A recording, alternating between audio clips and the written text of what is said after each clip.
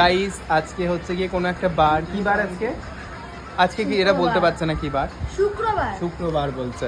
যাই হোক, আমাদের অফিসে খাওয়ার পরে কে কিরম ভাবে পড়ে থাকে সেটাই দেখাতে এসেছি।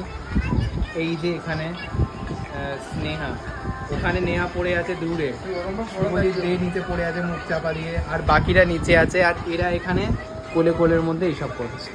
ও আমি একটু দেখাই নিজেরা কি করছো। আমার তো বসার চেয়ার নেই, আমি কোথায় বলছি? হ্যাঁ তোমরা তো এখানে ঝিম্পা করছো, সেটা আমাকে মোটা লাগে। ওই ঝিম্পা করছি সেদিকে তাকা।